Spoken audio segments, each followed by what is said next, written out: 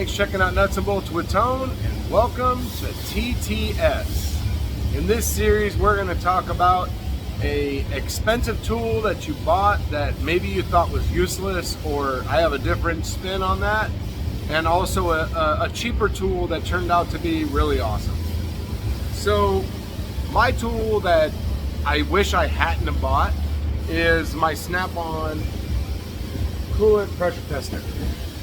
All right, so this is your standard cooling system pressure tester right here, okay? You got the adapters for the Chevys right here, you got the Hondas and Asian vehicles here, and the pressure tester. All right, so I initially had a Matco one.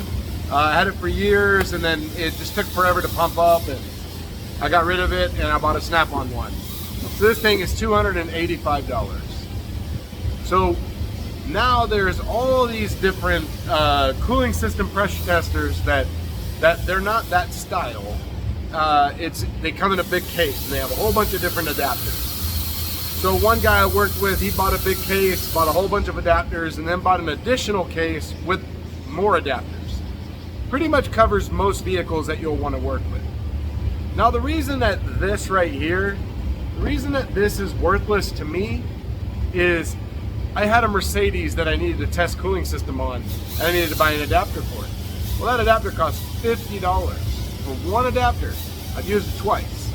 That's it, 2 times. And so for around $100, I think 150 max, you can get a big old kit in a box like 2 feet wide, 18 inches tall or long, and it's full of adapters. It's got the pressure tester in there. A lot of times it comes with the vacuum refiller, and then one of the benefits to these new style cooling system kits is that there's a button right where it connects to your adapter.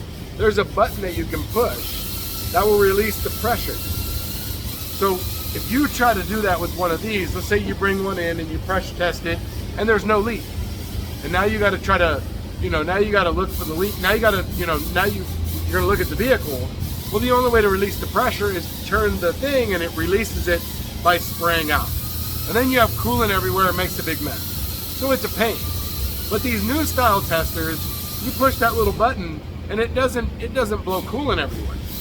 And just the basic kit covers most manufacturers. The one guy I borrow his, I work on a lot of Sprinters, and his has the Sprinter adapter in his normal kit. And so that's why this kit is useless, and had I not bought it, I would have bought the big set, and that's what I'm looking to get now. Just trying to find the right deal and trying to pick the right one. Plus, I mean, it's kind of hard to buy one when my pressure tester works. But anyways, and to go along with that, the other thing that I want to get, which you can get adapters for this, is an air-powered cooling system pressure tester. So you hook it up, you put it on your adapter, and you plug an air hose into it, and you set your pressure. So, because cooling systems, sometimes you pump them up, and then they slowly lose pressure over time. And you have to keep pumping them up and keep pumping them up, because sometimes cooling systems take a while to show a leak. And so with the kind where you just set the dial, it just keeps 16 pounds or whatever you set it at applied all the time. And that way you're not over there constantly having to mess with it. So that is my spin on the expensive tool that's useless. Is that don't buy an expensive pressure tester like this. Go out and get one of the big kits that's got all the adapters. There's a ton of them out there.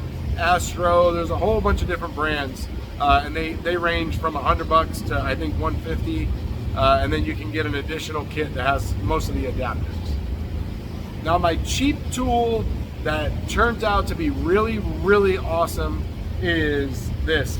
I recently showed this in a video that I made on a common no-start problem on diesels.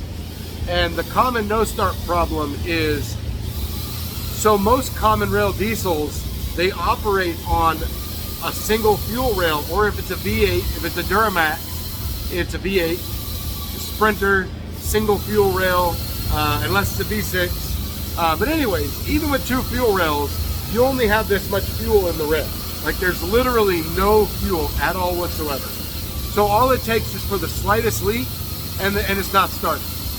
So I've had 3 different vehicles do the same thing. I had a Cummins that we put injectors in, then it turned around having a no start, and it turned out to be one of the injectors was bad, returning all the fuel, and therefore it wouldn't start because the rail was empty. I had a Sprinter, a 5-cylinder Sprinter that I did an engine on, same thing. And so luckily I had already bought this kit right here. This is for a diesel fuel return system testing. And the kit looks like this. Looks like this right here. So you have all these containers attached to a hose, and then the hose attaches to different adapters. So here you have these tubes, okay, and they have measurements on them. All right, so you got the tubes, and then these go in the return side of an injector. So Sprinters, Duramax, the new Power Strokes, the 6.7 Power Strokes, they have a return nipple that sticks on top. So you pull the return nipple off and you put this on. This doesn't work on anything that that doesn't sit straight up. I had a Duramax that actually this could have worked on, but I ended up using these guys right here. And what I found was when I hooked it up to one side, I went to bank 1. None of the injectors leaked any fuel.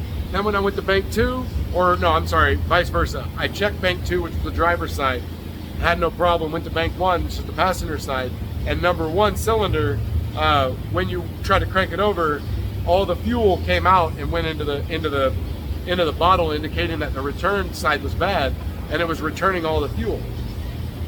So I finally got the injector in that truck right there. I made the video about this. In that truck, I put the injector in, and then now my fuel rail builds proper fuel pressure.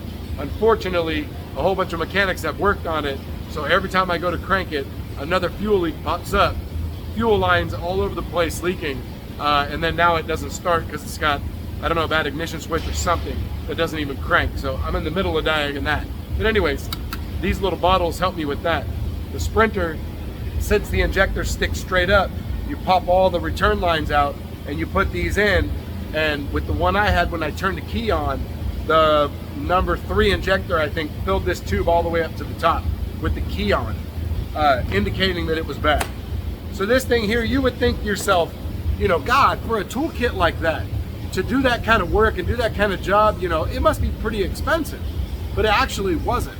I worked with a guy a while back, and he told me, he said, hey man, I got this kit, you should buy it. It was like 40 bucks. He said, it'll come in handy. So I bought it, because I mean, hey, you're gonna need it one day. And then sure enough, I needed it on the Sprinter, now I need it on the Duramax. This kit is like 40 bucks. I think I saw it as low as 30 bucks, 30 up to 45. So not too bad for a diesel testing kit. I strongly recommend that if you work on diesels, this right here, diesel fuel return system testing kit. You can get it on Amazon. That's where I got mine. In my video that I made of the Duramax, I have a link to this kit here on Amazon to help you out. You just click the link, takes you right to it, buy it up, there you go. And then you can just leave me a comment how you bought it, and it helped you diagnose a diesel, and it had a bad injector, and that's all that was wrong with it. Now, and this one's kind of funny, had the people that have been looking at this truck had a kit like this, or even any know-how in diesels, they wouldn't have put an injection pump in it and an aftermarket lift pump trying to get it started, because that's what they did before I got it. So, and then clearly they disconnected a bunch of fuel lines because it's leaking everywhere. So anyways, that's my spin on an expensive tool that was kind of worthless and a cheap tool that is beneficial. So I hope you enjoyed this video. This is Nuts and Bolts with Tone, coming at you from TTS.